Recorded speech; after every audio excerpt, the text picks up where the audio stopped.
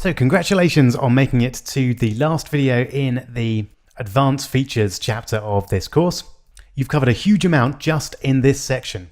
We started off looking at timers and toolbars. Then we learned how to use table views before moving on to permanent data storage, multiple view controllers and controlling the keyboard. And then after building our to-do list app, we learned how to download and process data from the web. So our last app for this section is going to be the biggest app that we've made so far. So let's start by seeing how we're going to get the data for the app.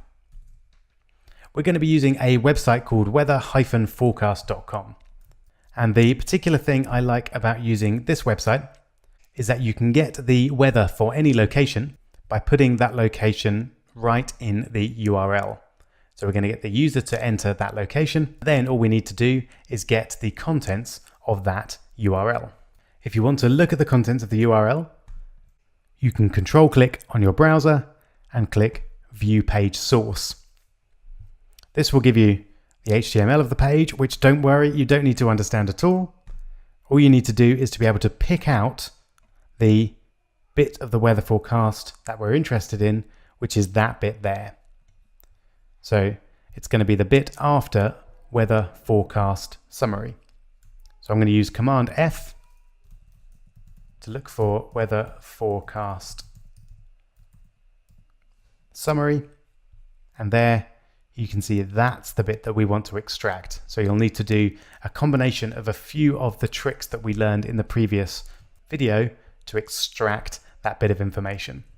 Also, we're going to make a little bit of effort to make this app look pretty. And to do that, we're going to use a website called unsplash.com, which I'd thoroughly recommend for getting pretty easy to use photos that you can use for things like backdrops in your apps. So these are the ones that are on Unsplash at the time of recording this video.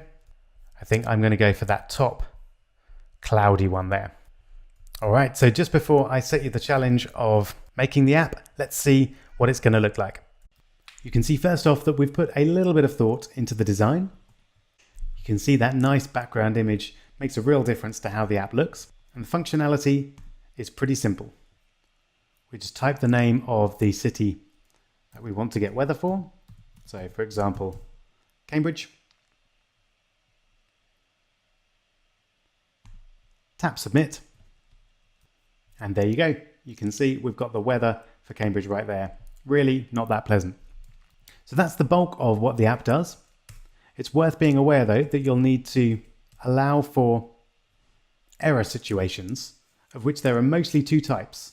So it's possible that the user will enter a city that doesn't exist. And if that happens, you'll need to elegantly show the user some kind of message rather than just let the app crash. And the other tricky situation is when you have cities with spaces in, such as San Francisco.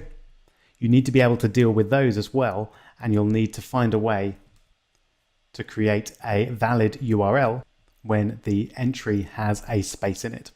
So I'll leave that as a challenge for you. As always, do as much of this as you can yourself, but feel free to watch the video afterwards to see how I did it. Good luck.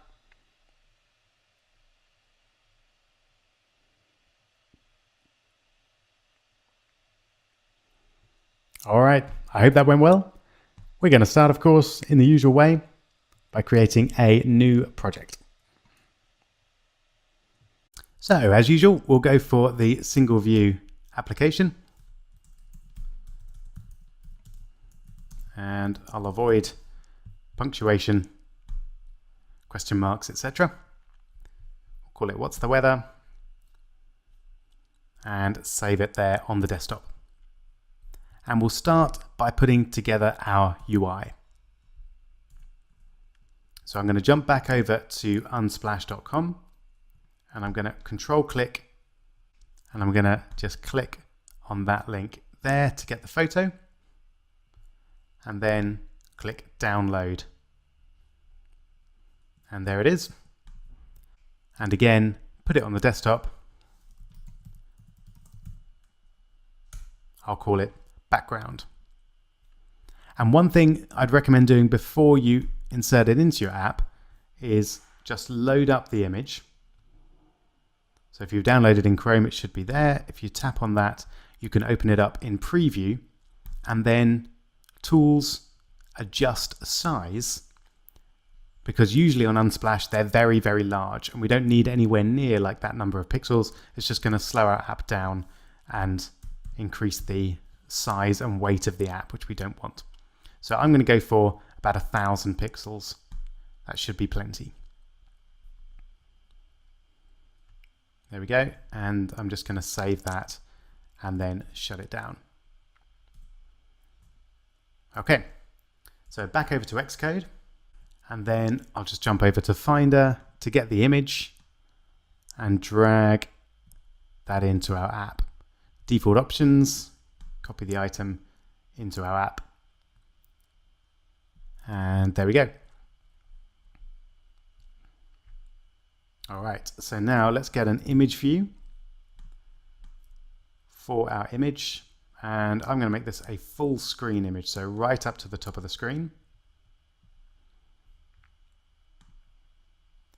And I'll add in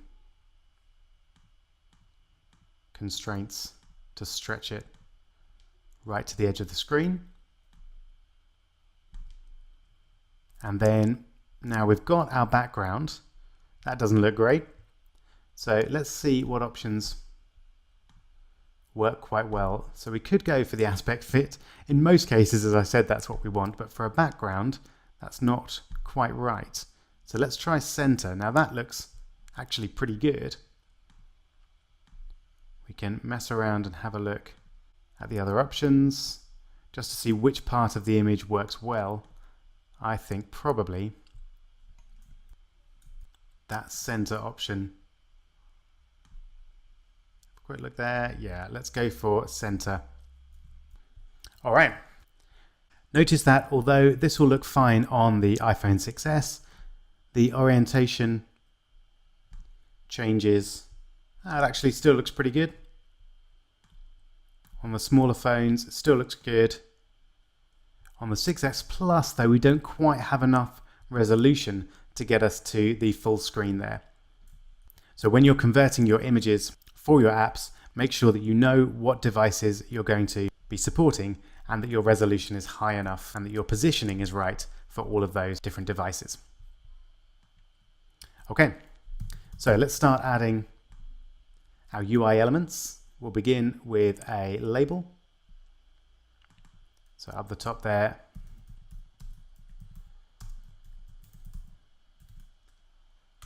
we'll have what's the weather, and let's go for making that pretty big. Try 30. Good.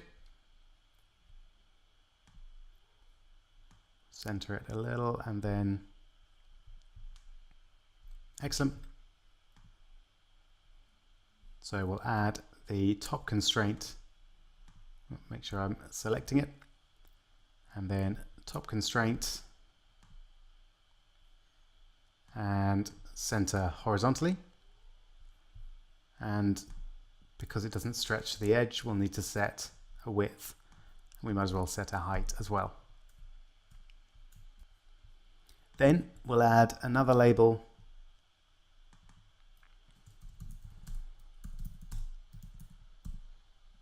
to instruct the user to enter your city.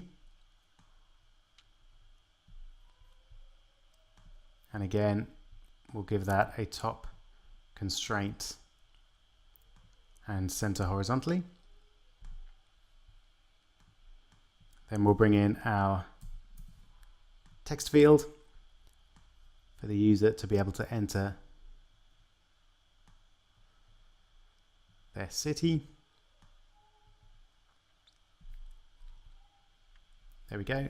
And I'll put a bit of placeholder text, e.g. London, comma, San Francisco. There we go, looks nice. And then we'll set left, right, and top constraints, and that'll stretch it out to the very edges of the screen, regardless of screen size. Next, we'll need a button.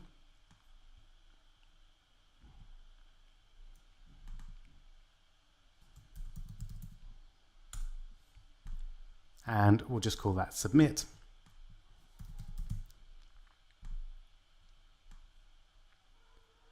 And finally, we'll have a label, which I'll stretch again to the edge of the screen. This is going to be where we put the results of the weather. So we'll center it and change it to 0 lines so that we can have as many lines as we like. Okay, so there's our user interface. Looks a little darker and brooding than perhaps is necessary, but I think it's quite pleasant. So let's now create all our outlets and actions to start making our app do something. So we'll need an outlet for the text field. So this is city text field. We'll need another outlet for the result label.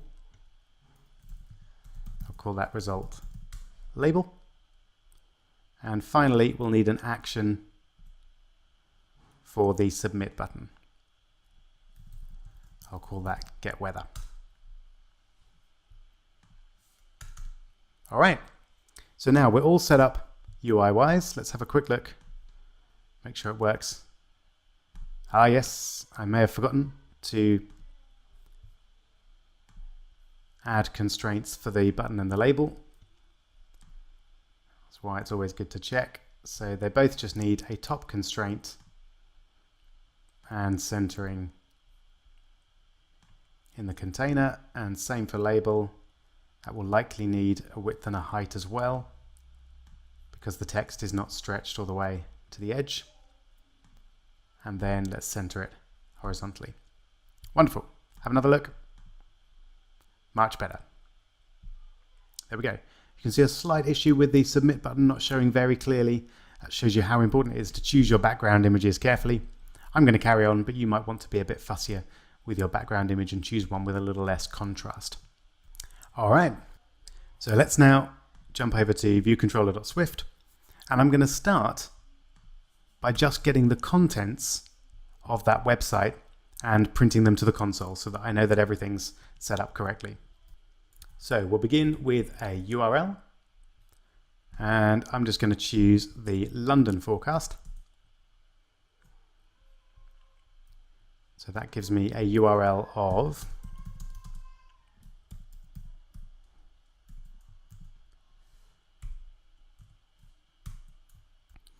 and I'll just add in string there to show that we're creating the URL from a string. Then we create the request, which is an NS mutable URL request using a URL of URL. That is the URL we defined just here. Then we'll create our task, which is a URL session shared, and then data task with a request. And we need to cast that to a URL request. Okay, we've got an error there because we need to unwrap the URL. I'm going to force unwrap that because I created the string myself, so I know that that's going to work. And then here, as before, we're expecting data, response, and error in, and this is where we're going to put our code for the task. And before I forget, I'm going to write task resume to get the task going. Okay, so as before, we'll check if there's an error, and if there is, for now we'll just print it, and if there isn't, we'll check to see if we can create a variable called unwrapped data, which is equal to data. And that means we've got some data. So we can create a data string from it, which is going to be an NS string created from some data. And the data that we're going to use is unwrapped data. And the encoding, as before, is string dot encoding, not fastest encoding, string dot encoding dot UTF-8 and then raw value.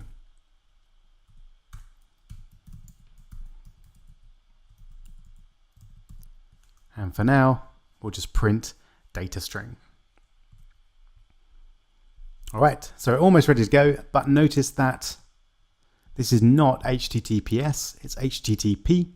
So we're going to need to whitelist our URL in the info.plist file. And I'm actually going to show you a different way of doing it this time, just so that you're aware of both ways. So if we control click on info.plist and open as source code, then we can see the actual source code behind the file. And this allows us to edit the file more directly rather than just the kind of drag and drop method that we had before.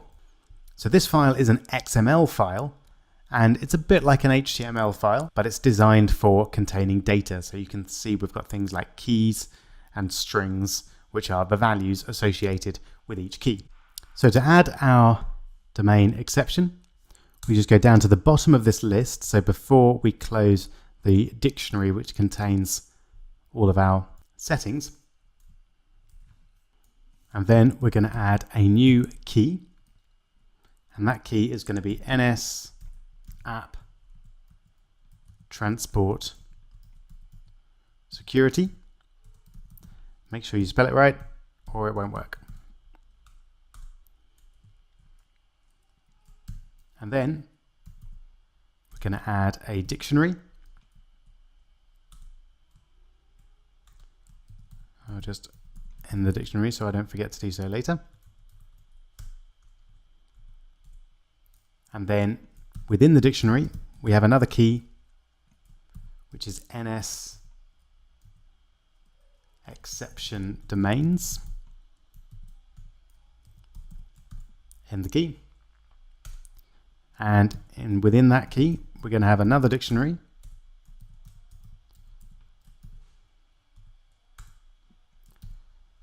which is going to have a key of the domain that we want, which is weather-forecast.com.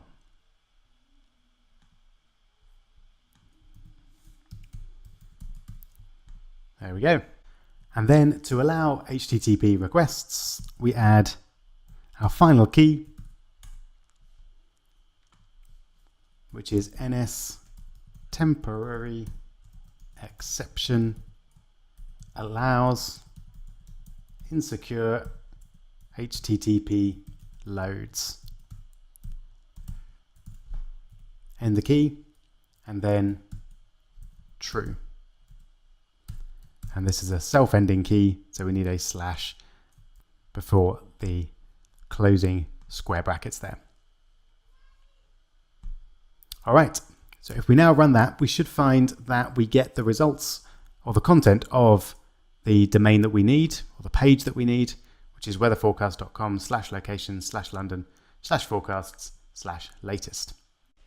And then we just need one more key, which is to specify NS includes subdomains.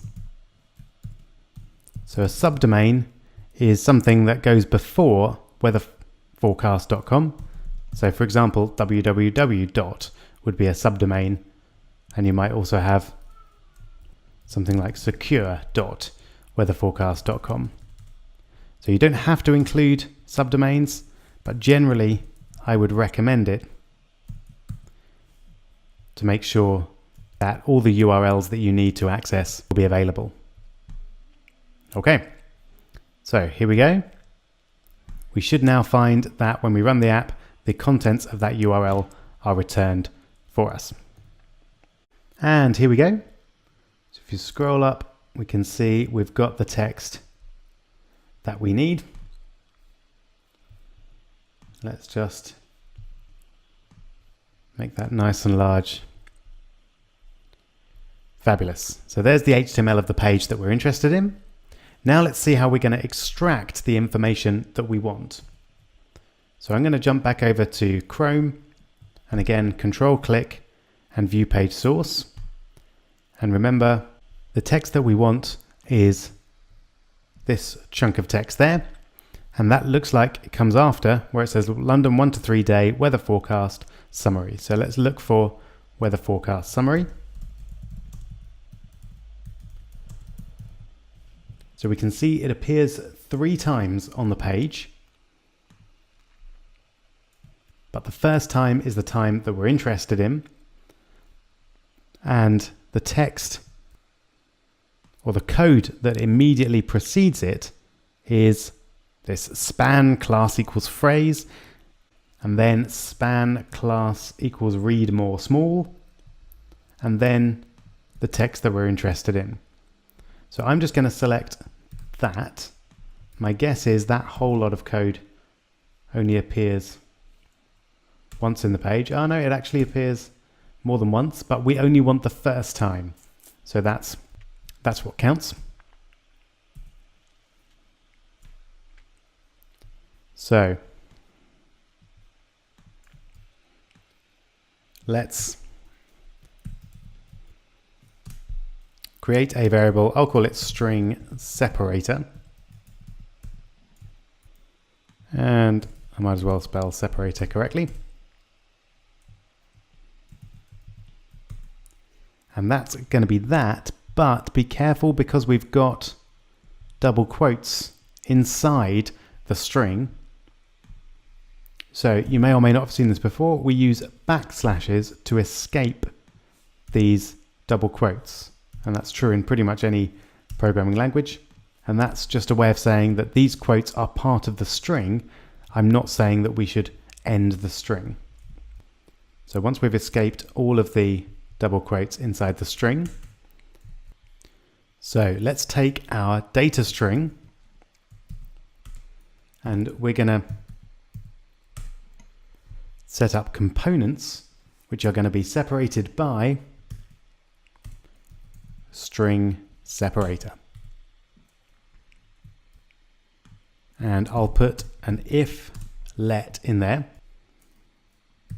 and I'll call that content array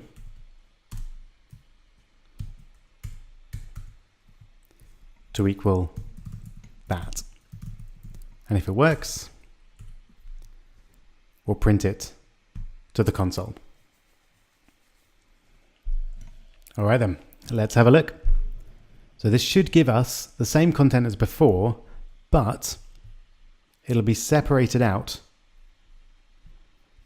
into different parts of an array by this text here. So what we're particularly interested in is the first result will have everything before this, so all of that, which we don't care about, but the second result, or the first item in the array, will or should start with the text that we're interested in. So let's have a look, see if that's worked.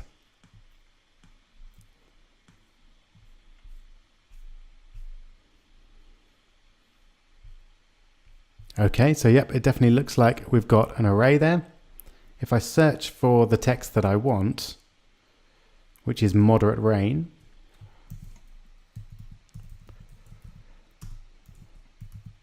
yep, you can see that that starts the second item in the array. Fabulous. Okay, so now we're almost there. All we need to do is get rid of everything after the end of that chunk of text. So that starts where it says close the span. So that's going to be our new string separator. So let's bring that back down. And there's a chance, of course, that this string won't be found at all. And if that's the case, then content array will only have a single item in it, and that will be the whole HTML. So that might happen, for example, if the page changes their code, or if we get a bad URL for some reason. So we should allow for those possibilities. And I'll do that by saying if content array dot count is greater than 0, then we know that we can use content array 1. So we're now going to want to change string separator. So rather than create a new variable, I'll just make that a var, and we'll update string separator to be close the span. And once again, I'll do an if let, and this will be a new content array. And this time we're going to take content array 1, and we're going to split that into its components, separated by string separator. So remember, content array 1 is where the description that we're interested in, i.e. this bit, starts. So we're going to take that and split it by the close span. And then the first item returned should be just the bit of text that we're interested in. Okay. So once again, we'll check to see if new content array dot count is greater than 0.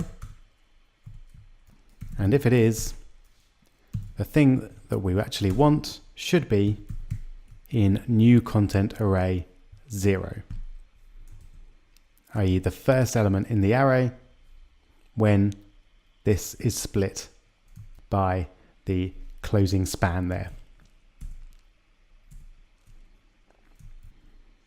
All right, so fingers crossed. While that's compiling, I'm going to set up a variable to store this. And this is going to be the message that the user sees. So at the beginning, I'll set the message to an empty string. And then here, if we're right, I'll update the message to be new content array 0. Oh, now we have a problem with our code here. Okay, this is not an optional, so I guess this will return a value no matter what. So let's just get rid of the if statement there, which is that one.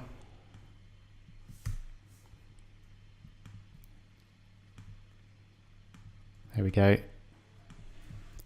And we'll just have a let there. And we'll delete the breakpoint. We don't want anything strange happening around that line.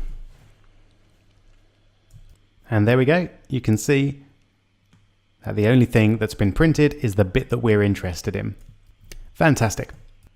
One small issue we do have is that you can see instead of the degrees symbol, we're seeing an and, deg, and a colon, and then a C. And this is because this is what's known as an HTML entity. It's a way of describing a character, such as a degree symbol. But we don't want that appearing on our app, so we're going to need to replace that with the degree symbol. How do we do that? Well, you might be able to guess that if we take our new content array 0 and then maybe have a look at the options that are available to us, there might be one involving replace. And here we go. So we can replace characters. That's not quite what we want to do. We want to replace occurrences of strings with strings. Perfect. So the string that we want to replace is and deg colon. There we go. And then we want to replace that with the degree symbol itself, which you get on a Mac by typing Option Shift 8. There we go. So pop that into double quotes, and we should now be able to see the message in the format that we want. Okay, while that's compiling, let's think about how we're going to display this message for the user. And there we go. So it all looks good. So at the very end of the task, I believe that's down there, we're going to want to display something to the user whether it was successful or not. So just, there we go. Yep, I think that's the end of the task there. So we can do a check to see if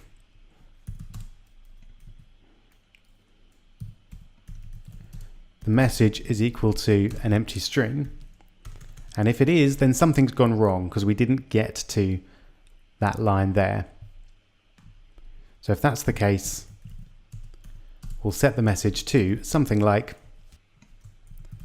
the weather there couldn't be found. Please try again. And then we'll display the message. And you'll remember that to do that, we use dispatch queue.main.sync. And then, actually, let's get the nice prediction for us. There we go. Sync. And then we want to put our code in there. And this will dispatch the queue and display our text as soon as it's ready. So if you remember, we called the result label. Very sensible of us. So let's set result label.text to be equal to the message. All right. So let's give it a go. Ah, yes. We haven't come across this issue before. Inside task here, we've got our chunk of code, which is known as a closure, as it's doing something off the main thread. And then when you want to refer to something outside of that closure, i.e. something in the view controller here, from within the closure, you need to use self to reference the view controller. And then we use self dot and then result label.text. And then we can set that equal to the message. So it's just a subtle addition that we need to clarify that result label is not inside this closure. It's actually defined out here in the view controller itself.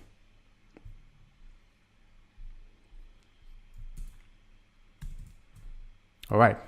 Of course, we're a little way from our app actually working usefully at the moment because we've hard coded the URL into the app. So we're going to get the London weather no matter what we type into the box. But that's okay. It's worth just checking that we get some response at all when we run the app.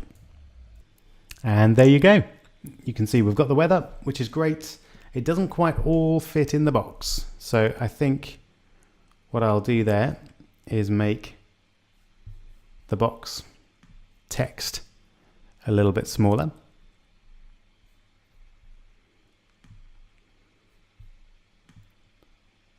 Easy enough. So let's take that down to 12 and we'll see how that looks.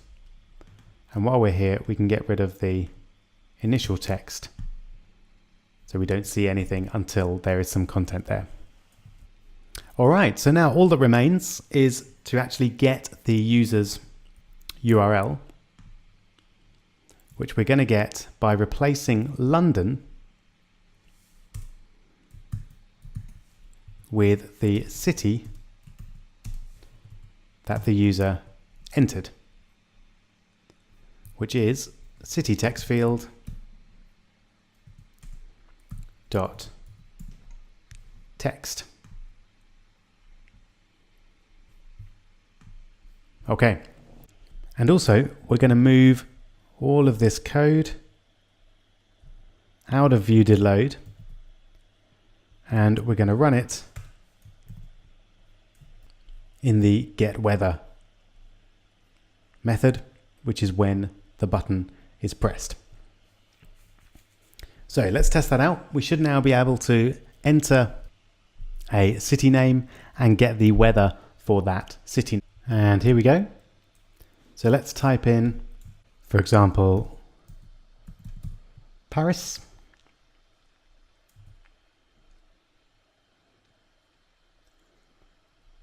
And check it out. And there you go. So you can see the weather from Paris there. So that means we have a more or less functioning app. However, you might be able to anticipate a few problems with the app in its current form. Essentially, our major issue is that if the user enters a city name that causes this to be an invalid URL, so it has a space or strange character in it, then this attempt to make a URL out of this string will fail. And because we've said, no, don't worry, this will definitely succeed, by trying to force unwrap it, we'll get a crash. So to deal with that, we need to do two things. First off, we need to change this to an if let statement, as I mentioned at the beginning. So we'll only run all of this code if we can get a valid URL. And if we can't, then we'll give an error message. So we'll set result label.text to be equal to, we'll just use the standard message we've got there. Notice we don't need self this time because we're not inside the closure or the task. We're outside of that now. Okay, so that's hopefully saved us from invalid URLs. But there are some city names with things like spaces in, which we still need to be able to work with. So if we try San Francisco, for example, you can see that the URL here encodes that as a hyphen. So what we'll do is we'll take our city text field text and replace occurrences of space with a hyphen. And that should allow us to enter names of cities that have spaces in, and they'll be converted to having hyphens instead.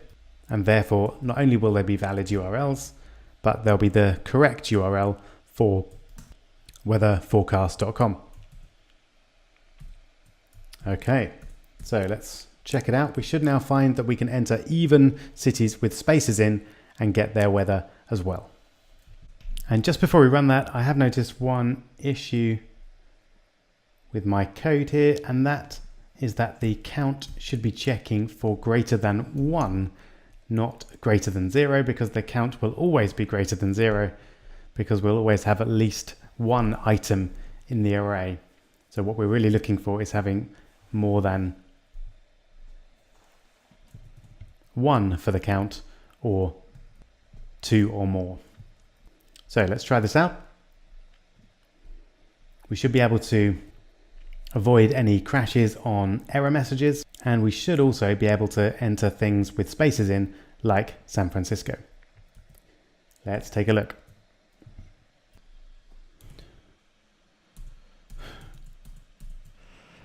And here we go. So first off, let's just see what happens if we don't enter anything at all. We should find that we get a nice error message back. And there we go. The weather there couldn't be found. Please try again. Fantastic. You might want to add a few more error checking lines of code here. You might want to check to see if the user has indeed entered nothing and give a more specific error message of please enter a city in the text field or something like that. But I'll leave that up to you. And here we go. So let's enter San Francisco. I'll just go back and get rid of the full stop there. And here we go. And there we go. Super. As usual, much better weather than there is here right now. Fantastic. So that's as far as we're going to go. As I say, you might want to do some slightly more advanced error checking so you can give the user a bit more information about what went wrong if we couldn't get some weather for their area. You might also want to look into changing the formatting a little if the weather is successful, so making this green perhaps, or making it red if it's an error message. Lots you could try, but I'd recommend leaving it there, taking a little break, and then getting ready for the next section, Advanced iOS Features 2, in which we're going to be looking at a whole range of even more powerful iOS features like maps, animations, music, and motion features like swiping and shaking. There's a lot to do, so I look forward to seeing you at the beginning of the next section.